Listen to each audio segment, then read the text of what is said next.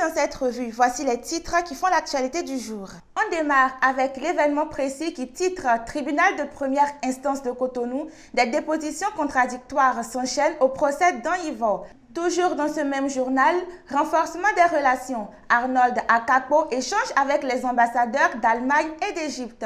On enchaîne avec le matin qui parle des 16 royaumes, 80 chefferies supérieures et 10 chefferies reconnues au Bénin suite au vote de la loi sur la chefferie traditionnelle à l'Assemblée nationale. Le matin toujours informe de la poursuite des transferts monétaires conditionnels du projet Suedo. Le gouvernement assure la continuité scolaire et universitaire à 29,533 filles. La Nation parle de la remise de lettres de créance au chef de l'État. 10 nouveaux ambassadeurs s'installent. Toujours dans les colonnes de la Nation, rencontre entre le président du CES et la grande chancelière. Des discussions autour du profil du citoyen modèle. Fraternité informe de la visite des maires à la zone économique spéciale de Glodjigbe. Atropo et ses pairs félicitent Talon pour sa vision éclairée. Toujours dans ce même journal, divers concours de distinction, la face cachée des votes en ligne. On poursuit cette revue des titres avec l'événement du jour qui rapporte que l'AJT invite 149 personnes concernées par le recouvrement d'amendes judiciaires au Bénin à son annexe à Akwakwa. Le même journal parle de la libération de l'emprise des lignes haute tension. Jacques Ayadji fait un point d'étape à Abomey-Calavi. Bénin Intelligent parle de l'encadrement de la chefferie traditionnelle. Le royaume de Sassé, oublié, les Souédas s'indignent.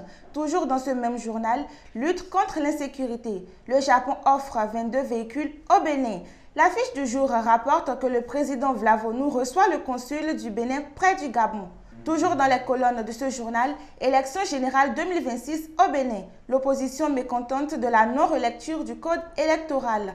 L'autre quotidien parle de la création du mécanisme national de prévention salué par un organisme de l'ONU dans le cadre de la lutte contre la torture au Bénin. Toujours dans ce même journal, stratégie et action dans le domaine artisanal. Un cadre de concertation mis en place pour conseiller le gouvernement. Le Meilleur informe que le gouvernement alloue une subvention de 710 649 400 francs CFA aux pèlerins béninois pour leur séjour en Arabie Saoudite dans le cadre de l'organisation du pèlerinage à la Mecque, édition 2025. Toujours dans ce même journal, Journée africaine de l'alimentation scolaire, la 10e édition célébrée mardi dernier à l'EPP d'Orouémé à Djidja.